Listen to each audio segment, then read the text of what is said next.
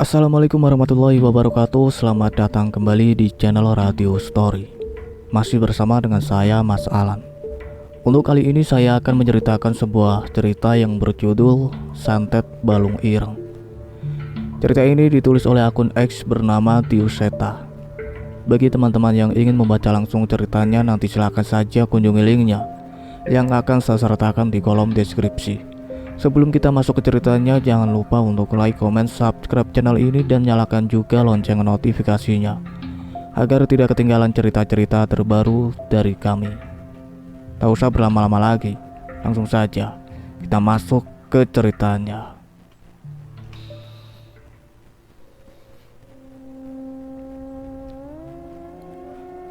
Dendam yang mendalam menciptakan kegelapan yang tak berujung. Namun ketika kegelapan itu semakin pekat, ketakutan merasuk ke semua asa yang bahkan dapat dirasakan oleh kegelapan itu sendiri. Kepergian Raden Arya Mangkubirawa dan kedua anak bungsunya meninggalkan kepedihan bagi ke-10 anaknya. Sebuah kesalahan fatal yang seharusnya tidak harus terjadi seandainya mereka lebih waspada.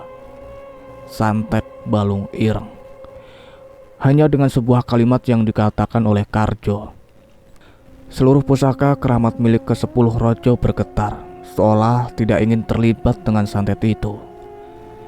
Ke-10 Ingon yang sudah berumur ratusan tahun sangat mengerti mengenai kengerian santet ini dan resiko yang terjadi setelahnya. Namun perintah Karjo mutlak, tidak ada satupun saudara yang menentang keputusannya, apalagi para abdi yang mengikuti mereka.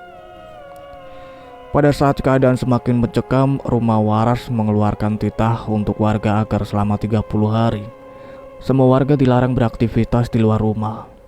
Semua kebutuhan hidup akan ditanggung para rojo dan disalurkan oleh para abdi yang ditugaskan.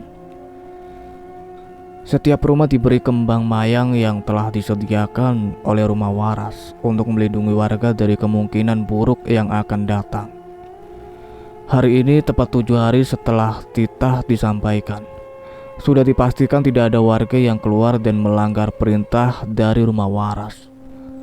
Selama 7 hari itu pula langit begitu gelap dan awan mendung tidak pernah berhenti menyelimuti desa. Para rojo sudah menyelesaikan persiapan masing-masing dan segera mengurung diri di rumah waras. Setelah ini sama sekali tidak ada yang diizinkan untuk keluar dari rumah waras apapun alasannya. Malam ini adalah persiapan terakhir. Para rojo memakai pakaian kebesarannya dan mempersiapkan ke-10 pusaka yang telah dirawat. Di malam inilah, Karjo melakukan tirakat terakhir untuk mempersiapkan jiwa dan raganya, serta mengumpulkan ke-10 Ingon yang masih tersisa. Saat itu semua rojo tanpa terkecuali memegang pusakanya dan membacakan mantra pemanggil. Angin bertiup kencang di sekitar rumah waras. Hawa dingin yang tidak biasa dapat dirasakan hingga beberapa kilometer dari tempat itu. Tak lama setelahnya, ke-10 Ingon kebanggaan Trah Mangkubirawa telah hadir di sisi pusaka masing-masing. Jenengan, saya panggil ke sini tentu sudah tahu maksud saya, ucap Karjo kepada seluruh Ingon yang berkumpul di sekitar ke-10 Rojo. Seluruh Ingon merespon dengan anggukan sopan ke arah Karjo. Malam ini, saya ingin meminta restu untuk apa yang akan kita lakukan besok, lanjut Karjo yang segera direspon dengan majunya ke-4 Ingon yang paling tua dan paling kuat di antara ke-10 Ingon keluarga Mangkubirawa. Ke-4 Ingon itu adalah Kiranu dari pusaka Ronggolewu milik Broto, Patih Gada Ireng dari pusaka Ronggo Nyowo milik Marjati, Patih Mahareksa dari pusaka Batara Abang milik Warjo, dan terakhir adalah Raden Jaya Dwipa dengan pusaka Keris Ireng milik Karjo sendiri. Santet Balung Ireng adalah santet yang memiliki resiko besar.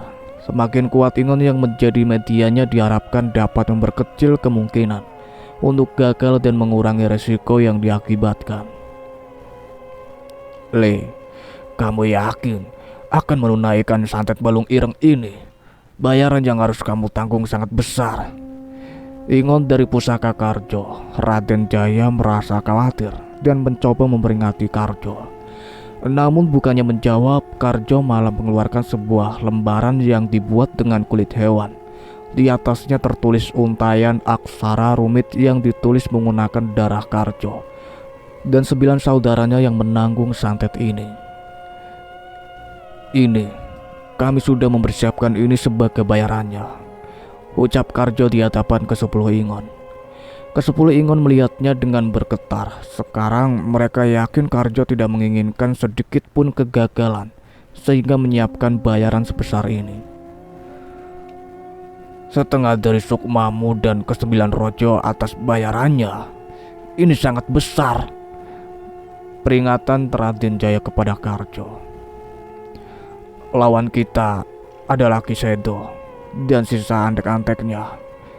Bayaran yang pantas untuk memastikan permintaan terakhir Bapak bisa terwujud," ucap Karjo dengan tegas yang disetujui oleh 9 saudaranya. Ketika kehilangan setengah dari sukmanya, para rojo akan kehilangan sebagian kesaktian, bahkan mungkin sebagian umurnya. Tidak jarang bila sukmanya memang sudah lemah sejak awal, mereka akan langsung mati. Kali ini Karjo mengangkat kepalanya. Terlihat air mata dendam mengalir di pipinya. "Tekad kami sudah bulat. Santet Balung Ireng harus dilaksanakan besok malam tanpa belas kasihan.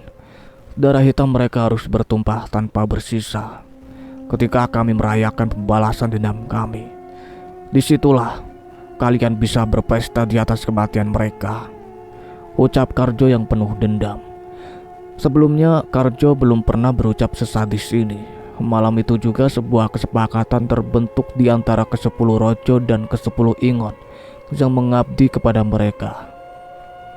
Esoknya, hari yang diputuskan telah tiba. Ke-10 rojo berkumpul di pendopo masing-masing dengan meletakkan pusakanya. Terbenamnya matahari di ufuk barat merupakan tanda ritual harus segera dimulai. 4 ekor ayam cemani, 4 kerbau hitam, 4 kambing hitam disembelih di hadapan ke-10 pusaka, dan darah hewan itu dikumpulkan jadi satu dengan 4 mangkuk darah dari para pemilik pusaka tertua. Berbeda dari biasanya, pemanggilan Ingon ke-4 pusaka terkuat dipanggil dengan mengucapkan mantra kuno yang telah diwariskan lebih dari ratusan tahun. Dengan semua ritual itu, ke-4 Ingon hadir dengan wujud yang hampir tidak dikenali. Mereka menggunakan jubah hitam kelam dan segera meminum darah yang disajikan oleh ke-10 rojo. Seketika kulit mereka menjadi gelap, segelap dendam yang akan mereka tuntaskan. Bersamaan dengan hujan yang turun dengan deras, ke-4 Ingon menghilang untuk menunaikan tugas terbesarnya. Di kawasan hutan milik Balanggawe, dari ke-100 orang abdi setia Ki Sedo, hanya tersisa 10 orang yang masih hidup. Terah Balanggawe yang masih tersisa hanya Ki Sedo sendiri dan istrinya Nyi Laras yang sedang hamil tua. Di hutan tersebut terdapat sebuah rumah tua yang dibangun dengan kayu pohon keramat, dengan ornamen dinding dari tulang belulang hewan yang sudah dikorbankan. Tempat ini adalah tempat di mana keluarga Terah Balanggawe melakukan pemujaan terhadap demit-demit peliharaannya. "Pak, firasatku tidak enak. Ke-10 anak Raden Arya pasti tidak akan tinggal diam," ucap Nyi Laras kepada Ki Sedo yang juga terlihat gelisah. "Maafkan aku, Laras. Semalam guruku, Ki Roshid, mendatangi di mimpiku. Dia memberi petunjuk agar anak kita yang saat ini berada di perutmu harus dikeluarkan malam ini juga, apapun caranya," ucap Ki Sedo dengan wajah yang tidak tega. Terlihat Nyi Laras mencoba menahan rasa sedihnya. Ia tidak tahu apakah bayi yang belum genap 9 bulan ini dapat bertahan hidup apabila dikeluarkan malam ini. Namun firasat yang ia dapat jauh lebih mengerikan dibanding pertaruhan yang ditawarkan. "Bagaimana keputusanmu, Laras? Waktu kita tidak banyak lagi," tanya Ki Sedo yang sadar akan bencana yang segera menghampirinya. Nyi Laras mengangguk sambil mengelus-elus perutnya yang berisi bayinya yang bernasib malang. Terlihat air mata menetes di pipinya menyayangkan semua kejadian ini. Namun inilah bayaran atas perbuatan Trah Balanggawe. Dan hanya ini satu-satunya cara untuk menyelamatkan garis keturunan mereka. Pak, aku melihat ketakutan di wajahmu. Belum pernah aku melihatmu seperti ini. Jika ini adalah keputusanmu, maka sudah seharusnya itu yang kita lakukan, jawabnya dengan pasrah. Mendengar jawaban Nyi Laras, Ki Sedo cukup lega. Ia mulai mempersiapkan segalanya, mulai dari mengumpulkan seluruh demit alas untuk menjaga hutan ini, hingga membuat pagar goib di antara hutan dan rumah. Persalinan Nyi Laras dilakukan oleh Ki Sedo sendiri dibantu dengan abdi tertua, Trah Balanggawe Mbok Narti. Mbok, setelah berhasil mengeluarkan anak ini, segeralah lari sejauh mungkin. Namun tinggalkan ari-arinya di tempat ini, jelas Ki Sedo pada abdinya itu. Mbok Narti mengerti. Segera mereka melakukan persalinan yang berjalan dengan lancar dan cukup cepat. Rumah di tengah hutan itu dihiasi suara tangisan bayi laki-laki yang cukup keras. Dengan segera Mbok Narti menyerahkan ari-ari anak itu kepada Ki Sedo. Belum sempat memulihkan kondisi istrinya, suara ledakan besar terdengar di ujung hutan. Pak, itu suara apa? Ucap Nyi Laras yang masih lemah. Mereka sudah datang. Kamu tenang saja. Aku sudah memasang pagar untuk menghalangi mereka. Ucap Ki Sedo menenangkan istrinya yang terbaring lemah. Di pelukan Mbok Narti, anak yang baru lahir itu terus menangis. Ki Sedo mendekati dan membisikkan sesuatu ke telinga bayi itu. Le, ilingo, kowe harus iso mateni uang-uang sing jahat karo keluargamu ya Le. Bisik Ki Sedo dengan tegar. Segera ia mengalihkan pandangannya ke Mbok Narti dan memerintahkannya untuk meninggalkan tempat ini. Setelah memastikan anaknya telah pergi, Ki Sedo pun keluar untuk memeriksa apa yang sudah terjadi dan melihat sisa-sisa pengikutnya. Saat melihat semua pengikutnya masih berjaga dan berkegiatan seperti biasa, ia terlihat cukup tenang. Namun, ia mulai curiga ketika melihat ribuan demit yang ia tugaskan untuk menjaga hutan ini tidak terlihat satupun di hadapannya. Sebelum sempat mencari keberadaan demit-demit itu, terjadi keanehan pada sisa-sisa pengikutnya itu. Ki Sedo, apa ini? Salah satu pengikut Ki Sedo menghampirinya dengan wajah yang kesakitan. Dengan seluruh tubuhnya mulai membiru. Ki Sedo mencoba mendekat. Namun ketika ia melihat apa yang terjadi pada pengikutnya, ia mengurungkan niatnya. Satu persatu bagian tubuh yang membiru terputus dari tubuhnya. Jari tangan, jari kaki, lengan, dan setiap persentinya mulai terputus secara berurutan. Anehnya tidak ada setetes pun darah yang menetes dari sisa bagian tubuh yang terpisah. Yang mengerikan lagi, dari sela-sela kulit mereka terlihat tulang mereka mulai menghitam. Trah Mangkubirawa, sungguh biadab kalian, teriak Ki Sedo yang gentar melihat kejadian ini. Tubuhnya lemas hingga terduduk di tanah. Ia tidak pernah menyangka anak-anaknya yang tersisa dari Trah Mangkubirawa mau dan mampu merapalkan ilmu santet yang sehitam ini. Sekarang ia tidak heran. Wajar saja seluruh demit peliharaannya sampai takut untuk menghadapi serangan ini. Laras, Laras. Ki Sedo teringat dengan Laras yang masih terbaring di rumah. Ia segera berdiri dan berlari menerobos pintu untuk memastikan kondisi istrinya itu. Namun semua sudah terlambat. Seluruh tubuh Nyi Laras sudah membiru. Kaki dan tangannya sudah tidak lagi menyatu dengan tubuhnya. Pak, tolong Pak, sakit Pak, rintih Nyi Laras yang menahan rasa sakit dari santet yang diterimanya. Laras, bertahan Laras, aku akan mencari cara menghentikan santet ini, ucap Ki Sedo. Sebuah ilmu dirapalkan oleh Ki Sedo. Beberapa jenis kembang yang selalu tersedia di rumah itu ditaburkan di tubuh Nyi Laras. Tolong, ucapan Nyi Laras menggema di telinga Ki Sedo. Dengan kondisi ini hampir tidak ada lagi yang bisa ia lakukan terhadap istrinya itu. Di tengah keputusasaannya, suara menggelegar terdengar hadir di halaman rumah itu. Kisedo menghapus air matanya, mengambil pusaka keris putu barong miliknya, dan bersiap keluar menghadapi makhluk yang datang di wilayah itu. Keempat ingon terkuat milik keluarga Karjo sudah bersiap di depan untuk membalaskan perbuatan Kisedo terhadap Raden Arya dan kedua anaknya. Dengan segera Kisedo menghunuskan kerisnya ke langit dan merapalkan mantra kuno pemanggil ingon tertua dan tersakti yang dimiliki oleh Trah Balanggawe untuk menandingi keempat makhluk di hadapannya. Suara guntur menggelegar, angin bertiup dengan kencang, namun tak terlihat satupun sosok makhluk yang memenuhi panggilannya. Kisedo merasa heran, namun sebelum sempat merapalkan mantranya lagi, terdengar suara menggema di hutan yang hanya bisa didengar oleh Kisedo. Tidak ada gunanya, nyawamu sudah di ujung tanduk. Tidak ada untungnya kami membantumu saat ini. Itu adalah suara Ki Batur Ijo, ingon paling tua dan sakti milik Balanggawe. Ki Batur Ijo, apa maksudmu? Kamu berkhianat dengan Trah Balanggawe yang telah mengikat perjanjian denganmu, teriak Kisedo mencari penjelasan. Berkhianat? Tidak, Kisedo. Aku akan membalaskan dendamu.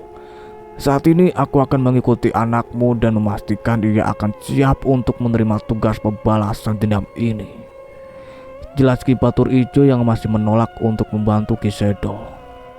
Dan untuk kamu, nikmatilah sebaik mungkin rasa sakit dan kepedihan yang akan kamu terima sebentar lagi.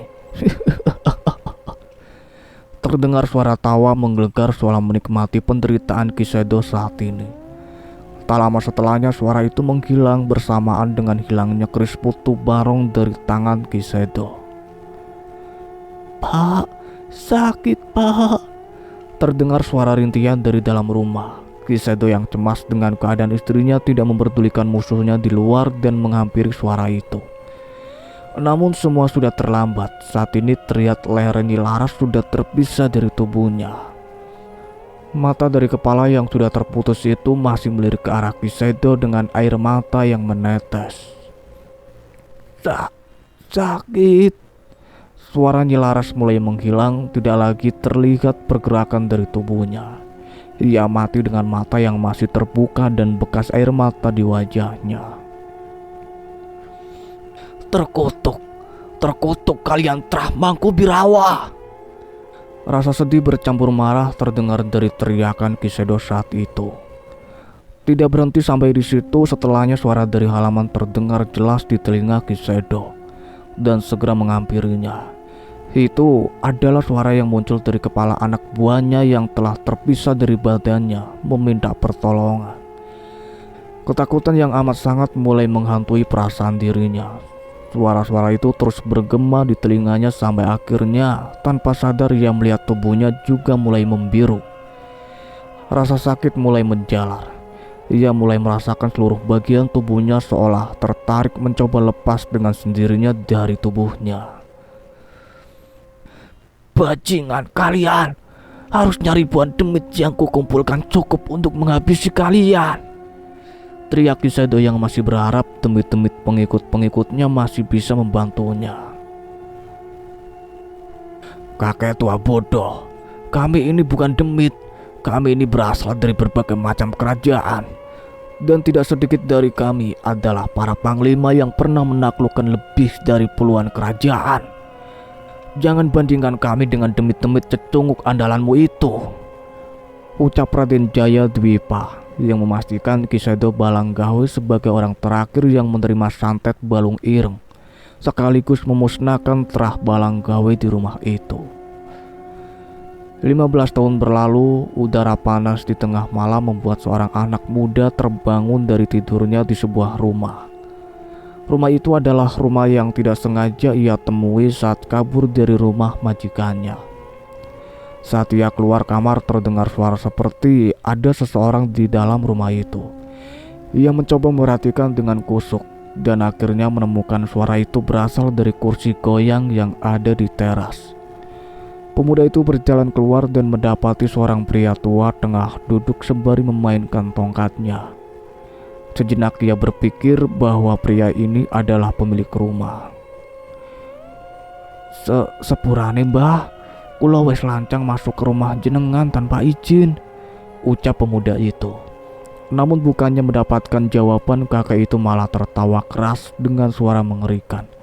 Bersamaan dengan tawa itu, terdengar juga suara tawa lain dari seluruh penjuru rumah, tanpa dapat terlihat asal dari suara itu. Pemuda itu merasa ketakutan. Dia berlari meninggalkan rumah itu dan terus berlari. Sepanjang jalan pelariannya, berbagai macam makhluk gaib berdiri berjejer seolah mengarahkan bocah itu. Waktu wis teko. Semua makhluk gaib yang ia lewati meneriakkan hal yang sama di telinganya. Pemuda itu berlari hingga kelelahan dan terbaring tak sadar di salah satu rumah warga di sebuah desa.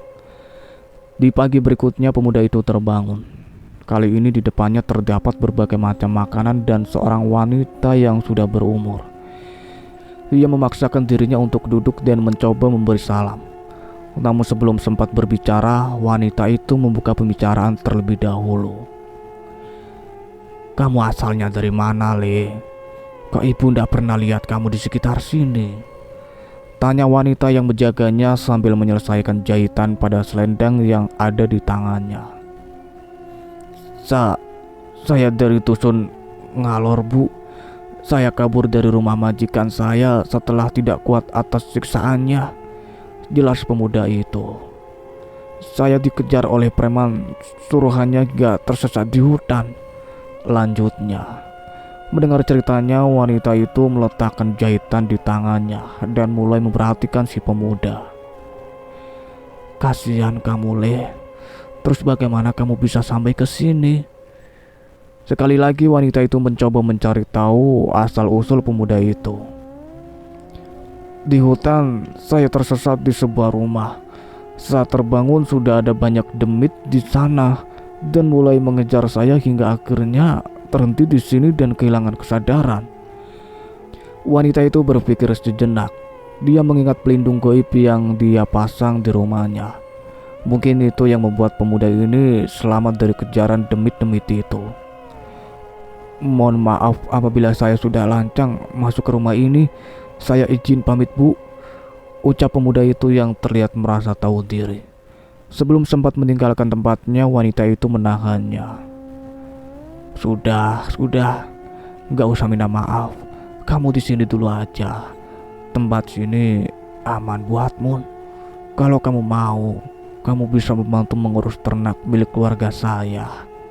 Wanita itu mencoba menawarkan kemungkinan terbaik untuk membantu pemuda itu.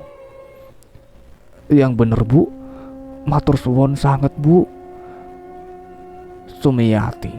Nama saya Sumiyati. Panggil saja Bu Sum. Pemuda itu segera menghampiri wanita itu dan mencium tangannya untuk menyampaikan rasa terima kasih dan baktinya.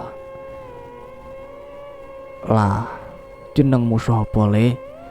Tanya wanita yang senang ketika pemuda itu menerima tawarannya. Nami kula Toha, Bu, ucapnya. Oke, itulah akhir dari cerita yang berjudul Santet Balung Ireng yang ditulis oleh Kak Dioseta. Terima kasih banyak untuk kalian semua yang sudah setia mengikuti cerita ini sampai selesai. Nantikan cerita-cerita terbaru lainnya dari kami. Sebelum Masalan pamit, jangan lupa untuk like, comment, subscribe channel ini, dan satu lagi bunyikan loncengnya. See you in the next video. Wassalamualaikum warahmatullahi wabarakatuh.